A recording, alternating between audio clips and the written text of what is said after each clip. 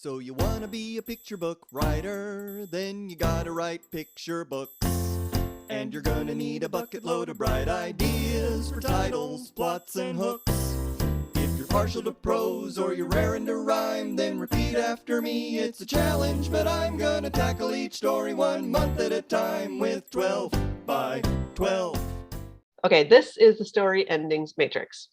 It looks really scary and complicated, but that's just because we don't have any labels on our columns and rows yet. So let's start with the top.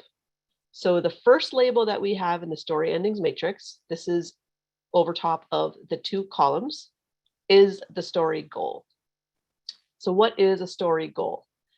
This is something you've talked about in other webinars, I'm sure, with your critique partners, and it's not something I invented. The story goal is the main goal of the main character of your story. So in picture books, usually there's only one goal and one main character. When you get into other types of books, middle grade YA and above, you might have multiple POV stories and plot threads, but picture books tend to focus on one character and one goal. Not always, but usually.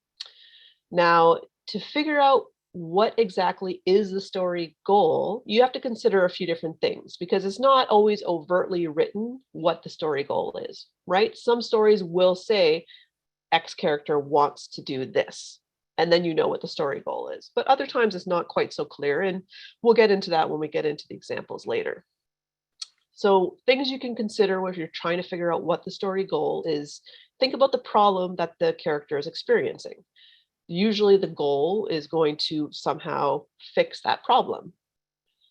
Think about the character's motivation. Maybe there isn't really a clear problem, but there usually will be some, if it's a character-driven story, there'll be some sort of clear motivation or some clear flaws or weakness in the character that they need to overcome, even if they're not consciously pursuing a goal. And then also consider the stakes, because the stakes are tied to the goal. Whether the goal is accomplished or not, the stakes will be tied to that.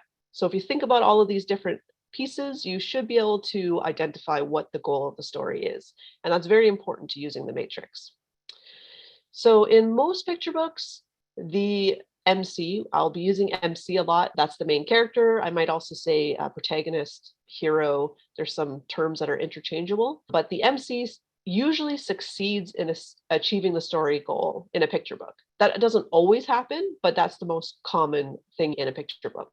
When you get into older grades, you might see less success and more failure, but in picture books, at the end of the day, they usually succeed in achieving the story goal.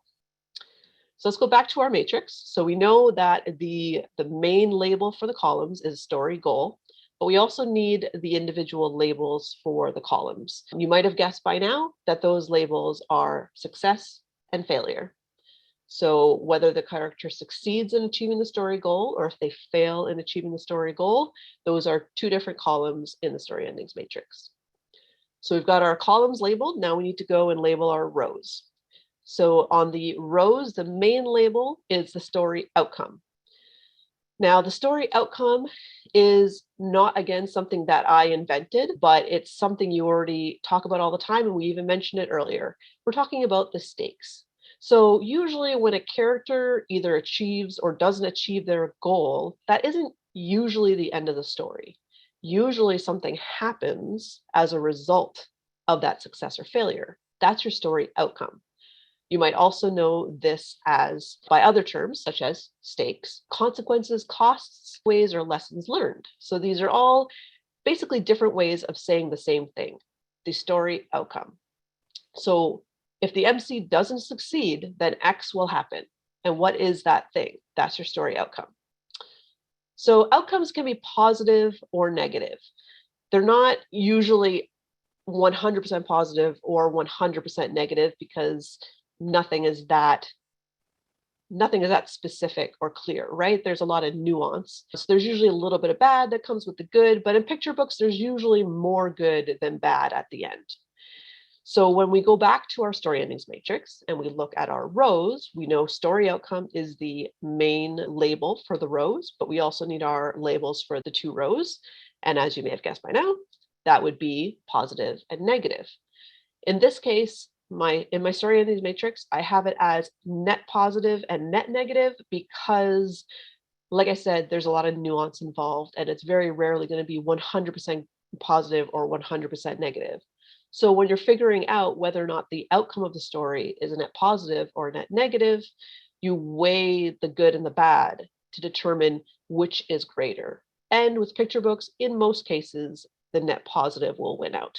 Not always, though, and again, we'll look at that in some of our examples later. So now we've got all of our labels for our rows and our columns. Hopefully everything is making sense so far, but if you're confused at all, of course, we'll have the Q&A later, and I'd be happy to make all of this clearer for you.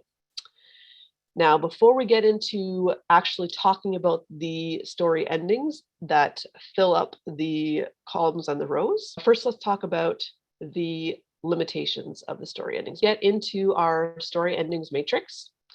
Now, the first type of the 5 types of endings is something you're very familiar with. Everybody is very familiar with.